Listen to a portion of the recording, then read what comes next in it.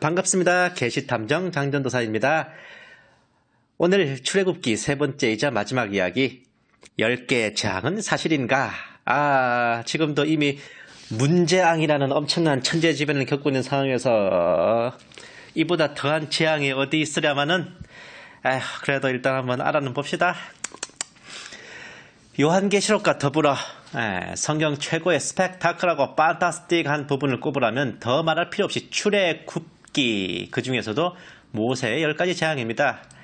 10가지 재앙에서 갈라지는 홍해까지의 빛나는 역사는 가위발로 우리 하나님이 위로는 하늘, 아래로는 땅, 즉 상천하지의 하나님이요, 주님 손길 아래 이방 우상들의 추풍 낙엽이 겉벌이 껍데기임을 증명해주는 가슴 벅찬 쾌거를 하겠습니다. 대체로 이제 성경을 일독해보고자 대찬 포부를 안고 성경을 펼치시는 분들, 창세기는 무난하게 읽습니다. 어린 시절에 듣고 보았던 이야기들을 상상하며 제법 술술 넘어가요. 출애굽기를 보며 아스트라란 기적들의 가슴 설리며 책장을 넘깁니다. 그런데 바로 여기서부터 슬슬 그분이 오시기 시작합니다. 홍해를 건너고 나서부터 별 희한한 내용들이 많아요. 제사는 어떻게, 제물은 어떻게 등등. 앞에서부터 읽어온 내공으로 간신히 출애굽기를 마무리 짓고 레위기로 넘어가면 비로소 난관에 봉착합니다. 죽을 액을 떼는 셈치고 레위기를 넘기면 어서와, 민수기는 처음이지. 결국 대부분의 도전자들은 레위기와 신명기 사이에서 두 손을 번쩍 들고 지지를 친단 말입니다. 그런데 신명기만 딱 넘어가면 여호수아, 사사기, 룻기, 사무엘, 열왕기, 역대기, 또다시 스펙타클하고 신나는 역사 이야기와 가슴 찌릿한 감동 넘치는 스토리가 가득한데 말이죠. 고세를 못 참고 좀이 쑤시하고 지루해서 성경을 덮어버리시는 분들 생각하면 참 씁쓸합니다. 어쩌면 이것이 바로 출애굽 당시의 히브리 백성들일 수도 있습니다. 홍해 건너 가나안 땅까지 길어야 2년이에요. 그 정도만 꾹 참고 만나로 만족하며 율법을 배우고 하나님 뜻에 순종하면 젖과 꿀이 흐르는 물은 없나? 척박한 지역이니까. 그런 가나안 땅이 다 자기들 건데 고세를 못 참고 불평하고 불순종하고. 결국 출애굽 세대는 여호수아와 갈렙 빼고 전부 광야에서 싹쓸이 후손들만이 가나안 땅으로 들어가는 결말을 맞죠. 이렇게 얘기하면 마치 광야에서 모조리 재앙을 당해 비명횡사한 것 같지만 꼭 그런 건 아니었습니다. 가나안 땅을 보지 못하리라는 무서운 예언을 들은 후 그들은 그제서야 정신을 차리고 가나안으로 쳐들어갑니다. 하지만 가나안 땅 초입부인 호르마라는 곳에서 패퇴하여 도로 쫓겨나온 거죠. 이 패배로 완전히 사기가 떨어진 히브리 백성들은 그곳 가데스 바네아에 짐을 풀고 정착한 후에 나머지 38년 동안 요단강 동편으로 타바타바 걸어가며 만나 먹고 그렇게 그냥 지내요. 그렇게 40년 지나면서 그냥 1세대가 다 간 겁니다. 급살 맞아서 갑자기 확 죽은 게 아니라 40년 후 2세대를 이끌고 여호수아가 가나안으로 진격하는 것은 이집트에서부터 올라와 남쪽에서 북쪽으로 북진한 게 아닙니다.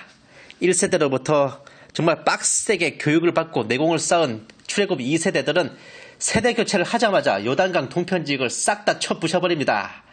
그 요단강 동편 지역이 그 가나안 본토랑 삐까쳐요. 땅 크기가. 그렇게 먼저 이제 스파링 삼아, 좀비 운동 삼아 요단강 동편부터 다 쓸어놓고 나서 요단강 동편에서 서쪽으로 서진한 것이었죠. 북진 아니라.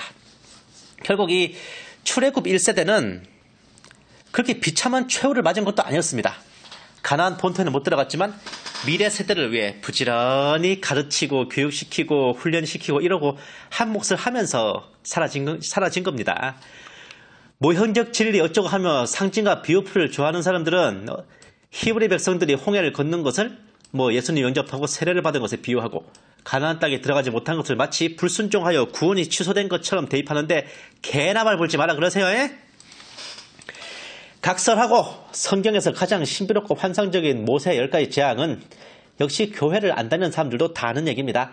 영화 미이라 그리고 영화 리핑 10개의 재앙은 바로 이것을 소재로 만든 영화입니다. 유명한이 많지 반론도 만만치 않아요.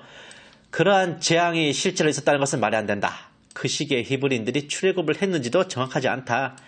이집트 역사 기록에 약간의 언급도 없다.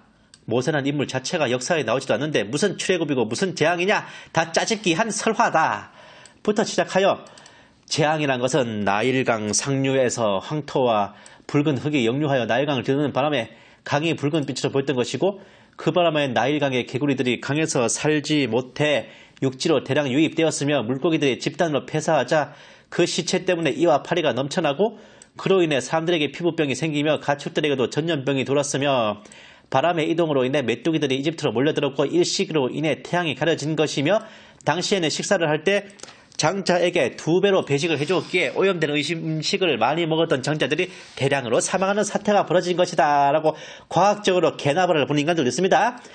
아니, 그런 사태가 논스톱으로 벌어진 것 자체가 기적이라는 생각은 뭐 못하는 거야, 안 하는 거요? 이렇게 이 모든 것을 한마디로 평해보면 어디서 약을 파냐고. 예? 그런 재앙이 있었다는 것이 말이 되지 않는다. 못 믿는 일이면 뭐 없는 일인가요? 모세와 출애굽 그리고 재앙들이 역사에 기록이 안 됐다고 하지만, 그 이집트 역사서는 제가 앞서 말씀드렸지만 지우고 싶은 흑역사는 그냥 지워버리는 전통이 있는 놈들이에요. 모세라는 인물이 짜집기된 가공인물이나 주장을 부디 이스라엘 수도 예루살렘이나 텔아비브 한복판에서 해보시길 바랍니다. 그날 해가 지기 전에 뼈와 살이 분리돼서 갈대밭에 나뒹굴 거라고요. 한민족의 위대한 수장인 인물이 이집트 역사서에 기록이 없다고 가공인물이면, 그 논리라면 단군 왕검이 일본이나 중국 역사서에 기록이 없다고 해서 거짓으로 조작한 인물이라고요. 예? 이런 주장은 단순히 신앙적, 신학적, 역사학적 논쟁이 아니라 이스라엘이라는 나라와 유대인이라는 민족 자체를 폄하하고 부정하는 실로 엄청난 폭언, 개전 사유까지 가능하다는 망언임을 아셔야 된다. 모세의 출애굽은 오늘날까지 굳건히 한 민족 한 국가로서 서 있는 이스라엘 그 자체가 바로 증거입니다.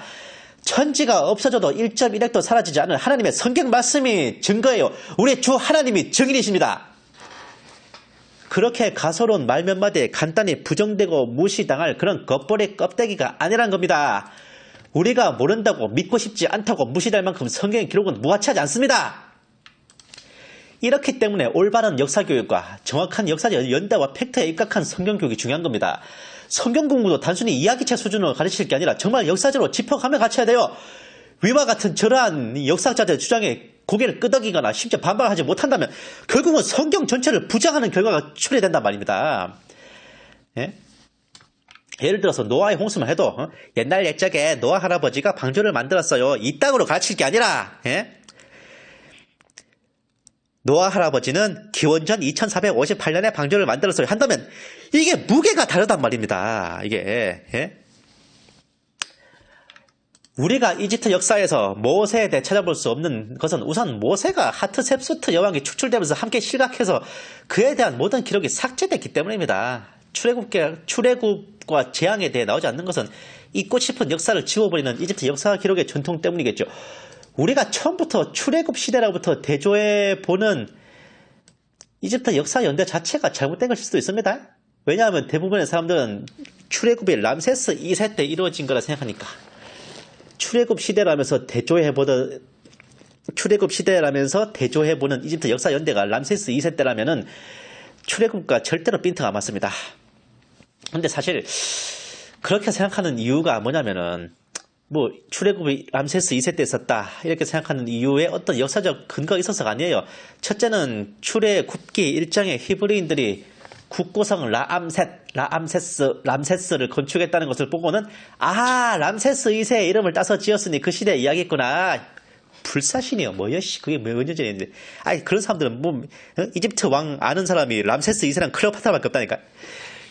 두 번째, 블록버스터 영화 10개와 만화 이집트 왕자에서 모세가 람세스 2세의 시대에 출애굽을 한 것으로 묘사됐기 때문입니다. 한마디로 절찬 흥행을 한 영화와 만화를 보고 출애굽의 시대가 람세스 2세라고 인식하는 거죠. 그나마 첫 번째 출애굽기 1장의 국고성 람세스를 보고 생각하는 사람들은 똑똑한 사람들이에요. 10 중에 9 반은 두 번째일걸요. 특히 율브린더가 나온 10개 영화를 보고. 더 기가 막히고 코가 막히는 노릇은 성경에 실린 출애굽 당시의 지도에도 이집트와 가나안 땅이 같은 색깔로 그려진 것을 보실 수 있습니다. 즉 가나안이 이집트 영토라는 것이죠. 이렇게 되면 히브리인들은 기껏 목숨을 걸고서리 이집트를 빠져나와 이집트 영토로 기어들어가는 희대의 시트콤을 찍은 겁니다. 이렇게 되면 모세는 정말 히브리 백성들을 죽이기 위해 끌어내어 광야에서 모조리 학살당하게 만드는 천인 공로할 보이스피싱을 한 겁니다. 말이 돼요 이게? 아니 출애굽기부터 레위기, 민수기, 신명기, 여호수아까지 어디를 봐도 가나안 땅이 이집트의 통치를 받고 있다는 것은 흔적조차도 안 나옵니다. 이집트에 이자도 안 나와요. 요단 동편과 아모리의 다섯 왕이 모세의 칼에 목에 떨어지고 여호수아의 7년 전쟁 끝에 가나안의 31일 왕이 형장의 이슬로 사라지는데도 그 땅의 주인이어야 할 이집트가 셧업 마우스 하고 있단 말이에요. 아니 애초부터 가나안 왕들은 이집트와 연계를 할 생각조차 없어요. 이집트에 어떠한 영향도 받지 않는 그들 독자적인 주권을 갖고 있단 말입니다. 근데 이거 지난주에요. 성경 지도에는 가나안 땅이 이집트 땅이라는데 모세와 출애굽을 부정하는 이들은 성경 지도를 근거 삼아서 공격해 오기도 하니 참 가관이다 가관이. 답은 하나입니다. 출애굽 당시 가나안은 이집트의 영토이기는 커녕 이집트와 아무런 상관이 없는 남남이고 외국입니다. 단지 성경 지도를 편집한 사람들이 그들조차도 람세스 2세를 출애굽 당시의 이집트 왕이라 생각하고 람세스 2세 시절의 영토를 그대로 표시해 놓은 것뿐이겠죠. 근데 이를 어떻게 해요? 람세스 2세는 출애굽 시대인 이집트 18왕조와는 전혀 상관이 없는 사람인데 100년, 200년 정도가 아니라 출애굽의 때부터 물경 500년 뒤에 등장하는 파라오입니다. 한 번 더 설명드리자면 출애굽은커녕 여호수아 사사시대 사무엘 사울 다윗을 넘어 솔로몬 시절에 등장해서 르호보암 왕 때 가나안으로 출병해 남유다와 북이스라엘을 무릎 꿇리고 제국의 야망을 불태웠던 왕인 것입니다. 이집트 역사상 처음으로 아주 잠시나마 가나안 지역을 복속시켰기에 람세스 2세 이집트 왕국은 가나안까지 영토에 포함시키기도 하는데 그래도 그렇지. 명색이 성경 지도를 편집한다는 분들이 그런 것도 확인 안 하고 지도를 만들어 넣었다는 건 너무하잖아요.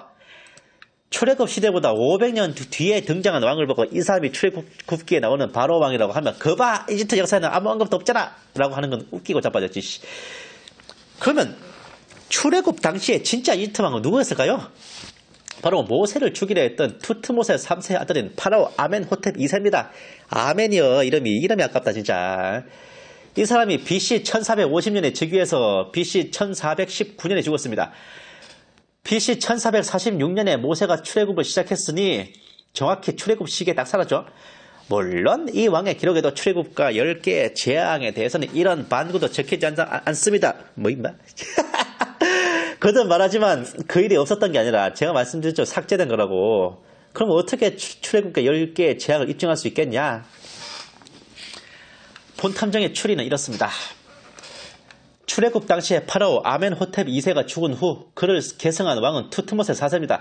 그는 BC 1419년에 즉위하는데 그의 비문에는 특별한 기적과 같은 운명으로 왕위를 계승했다. 하여튼 뭐 그런 소리가 있어요. 정상적으로는 후계자가 될 수 없었는데 뭐 기적처럼 왕됐다 그 소리입니다. 아마 이 양반이 아멘호텝 2세의 차남이었을 거예요. 네? 10개의 재앙 중 마지막인 이집트의 모든 장자를 죽이는 재앙이 벌어진 그날 그의 형이자 이집트의 황태자가 죽어 자빠지는 바람에 동생이 얼떨결에 왕위를 물려받은 그런 케이스. 또한 이집트 경제력의 중요한 동력이었던 히브리 노예들이 와장창 빠져나가고 그들을 뒤쫓던 이집트의 최정예 부대와 당시 군사력의 주력인 전차들, 주요 지휘관들이 깡거리 홍해바다의 물귀신이 되어버린 결과 이집트는 완전히 나락으로 굴러떨어지고 가정이 무너지고 사회가 무너지고 투트모세 3세 이래 꿈꾸어오던 제국의 열망을 포기해야만 했습니다. 틀렸어. 이제 꿈도 희망도 없어. 그렇습니다. 우리는 망했습니다. 희망도 없고 꿈도 없어. 사랑에 속고 돈에 울고 그렇게 됐단 말이죠. 성경을 보시면 홍해를 건넌 이후로 열왕기 상에서 이집트 왕 시삭이 예루살렘을 침공해 오기 전까지 이집트에 대한 언급이 없습니다. 그 솔로몬에게 공주를 왕비로 보내는 거 말고 홍해를 건넌 것이 BC 1446년 남유다 왕 르호보암이 시삭의 침공을 받아 봄을 몽땅 내주고 삥을 뜯긴 게 BC 926년 무려 520년간 이집트는 침묵했던 것입니다. BC 1450년까지 이집트의 나폴레옹이나 후세에 평가될 만치 걸출한 파라오였던 투트모세 3세가 제국의 기반을 닦아놓고 영토를 넓히며 번영을 거듭했던 이집트였습니다. 비록 투트모세 3세는 애굽 강을 건너 가나안까지는 진출을 못했지만 북쪽은 지중해, 남쪽은 수단, 서쪽은 리비아, 동쪽은 홍해 그 모든 영토를 제패하여 북아프리카 일대에서 겨룰 자가 없는 강국을 건설했다고요.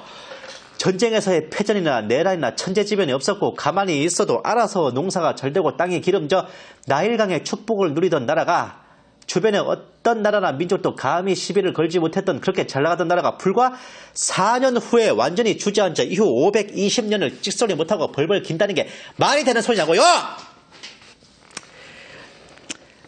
반세기 동안 번영을 누리던 우리나라가 문재앙이 안고 2년 만에 주저앉은 거랑 뭐 비슷합니까? 심지어는 자신들이 노예로 부렸던 자들의 후손이라 할 수 있는 솔로몬 왕에게 공주를 그것도 중전도 아니었고 900명이 넘는 마누라들 중에 한 명으로 보내서 평화를 구걸할 정도로요. 이집트는요. 10개의 재앙으로 인해 말할 수 없는 치명타를 받았습니다. 거의 멸망에 가까운, 아니 멸망 그 자체를 할 수 있는 타격이었죠. 비슷한 예로 우리나라가 겪었던 조일 7년 전쟁, 일명 임진왜란이 있습니다. 7년 대환란의 예표라고도 할 수 있는 이 전쟁에서 조선은 쭉정에만 남았어요. 왕이 기거할 대궐인 경복궁조차 재건하지 못했습니다. 경복궁이 재건된 것은 흥선대원군 때예요. 전쟁 이후 270년간 불타버린 궁궐을 방치해야 할 만큼 조선은 치명타를 입었습니다. 그나마 조선은 7년이나 전쟁을 해서 입은 타격이죠. 이집트는 뭐 불과 한두 달 어간에 입은 타격으로 520년을 주저앉은 것이니 그 피해는 실로 상상을 초월하는 천문학적인 것이라겠습니다.